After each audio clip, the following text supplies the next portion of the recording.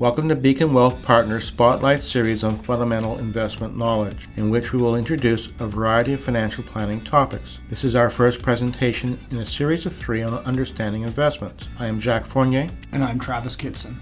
Please note that this presentation is for information purposes only and is not a solicitation to buy or sell investment.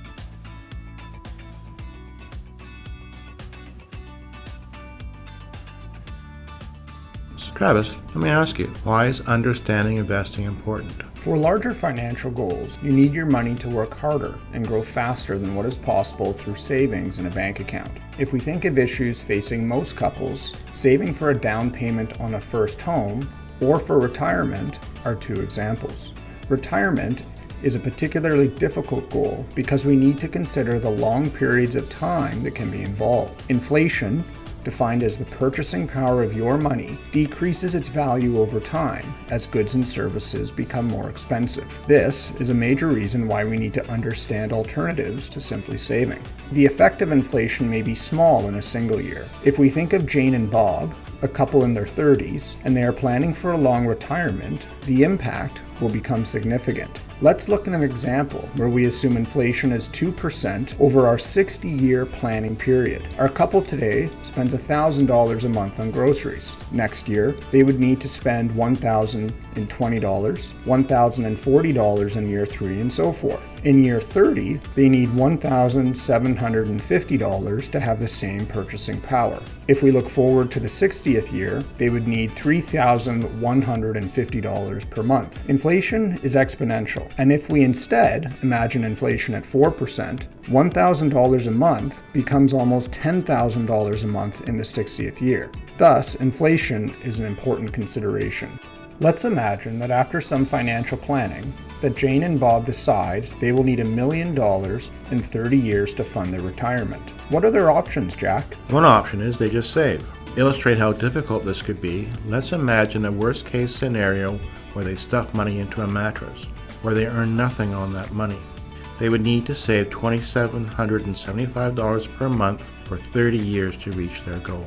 For most of us, this is not practical. We need this money to earn a rate of return and compound over time.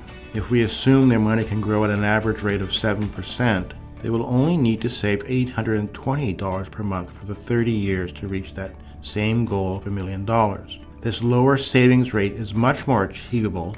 The question is, how can we make money grow like that? Owning a successful business is one way to generate these sorts of returns, but not all of us want to start our own business. Most businesses were started by individuals, such as Sally's lemonade stand here. How well her business can grow will depend on how much money she can put into it, as well as her skills on marketing and running the business. If she could raise money from other investors, she will have a better chance to hire talented people and grow her business. Corporations were developed as a way to attract money from investors, share the risks and profit of the business.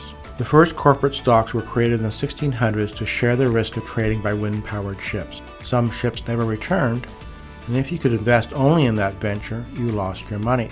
But if you could spread your money amongst many voyages, you are more likely to make a profit. Stocks, also known as shares, were created to record who had invested in the company and were entitled to profit. Initially, these shares were traded in coffee shops in Europe. If an investor wanted to participate in a voyage, he or she needed to visit many different locations to track down the principal selling shares in the venture.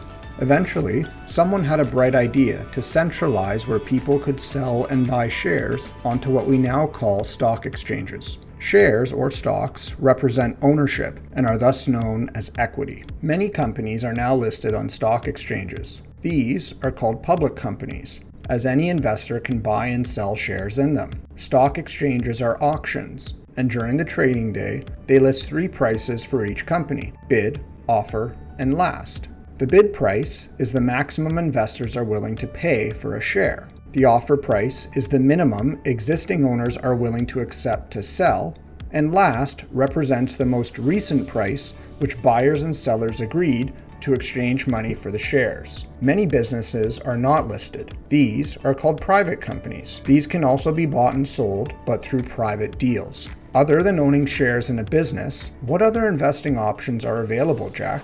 Another way to put your money to work is through lending. You can lend money to individuals, businesses, or governments and charge them to use your money. That charge is called interest. One familiar interest-generating investment are mortgages. Mortgages allow individuals to borrow money, buy a home, and then they can make regular monthly payments back to the lender, who is the investor. These payments are a blend of the interest owed and a return of part of the amount borrowed, known as the principal. This enables the amount of debt to decrease over time. Mortgages are a formal contract between the lender and borrower, using the value of the home as collateral for the loan.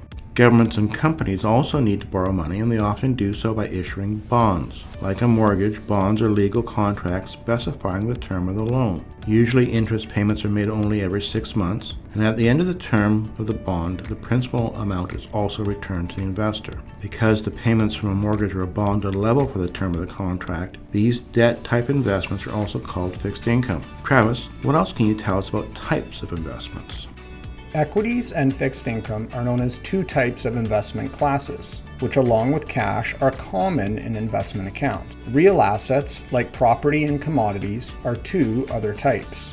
Investments within an asset class tend to behave similarly. Cash, you will understand. But within the financial world, the asset class also includes term deposits, treasury bills, and short-term bonds which mature within 2 years. Investing in shares of companies and in debt investments would allow our couple, Jane and Bob, to make their money grow and compound, helping them work towards retirement.